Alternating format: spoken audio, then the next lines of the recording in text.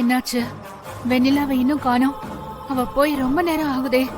வெண்ணிலா இன்னும் மலை கோவிலுக்கு போய் விளக்கேத்தலமா. விளக்கேத்திருந்தா வெளிச்சம் எங்கேயே தெரியும்.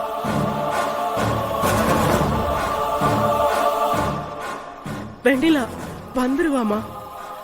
புது இடம், இருட்டு வேற, அதனாலதான் பொறுமையா போயிருப்பா. கண்டிப்பா அவ வந்துருவா, நீ டென்ஷன் ஆகாத.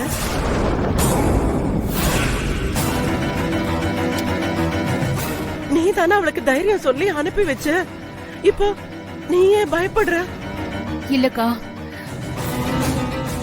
எனக்கு ஏதோ தப்பு தப்பு நடக்கிற மாதிரி இருக்கு. வெண்ணிலாவுக்கு ஏதோ ஆபத்து வந்த மாதிரி என்னோட உள்ளுணர்வு சொல்லுது. என்ன நம்மள சொல்ற? ஆமாக்கா, எனக்கு இதுக்கு முன்னாடி இப்படி தோணுனதே இல்ல. அங்க ஏதோ பிரச்சனைன்னு நினைக்கிறேன். அம்மா, நான் வேணா போய் பார்த்துட்டு வரட்டுமா? இல்ல தம்பி, இப்ப யாரும் கோவிலை விட்டு வெளியே போக கூடாது. இது ஆத்தா உத்தரவுப்பா. அவ பேச்சை மீறி போனா அது பெரிய தெய்வ குத்தமாயிடும். அப்புறம் நம்ம பண்ண பூஜைக்கெல்லாம் பலன் இல்லாம போயிடும். அங்க வெண்ணிலாக்கு ஏதாவது ஆயிடுச்சுன்னா? ஆகாது தம்பி, அந்த அம்மன் பொல்லாதவ. அவ பக்தர்களுக்கு ஒரு பிரச்சனை வந்தா அவ உக்கிரமாயிடுவா. அவளை யாராலையும் கட்டுப்படுத்த முடியாது.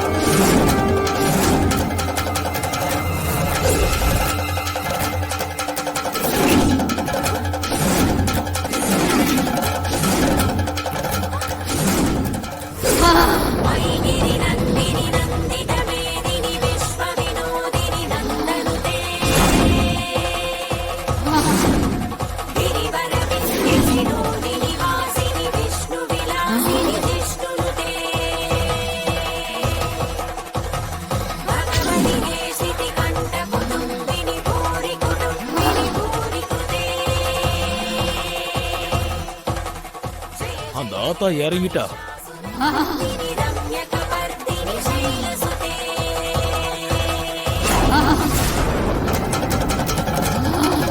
சித்தி, அம்மா, அம்மா, வேண்டாம், நில்லுங்க தம்பி. ஆத்தா உக்கிரமாகிட்டா. இனி யாரும் வெளியே போக கூடாது. எல்லாத்தையும் அவளே பாத்துப்பா.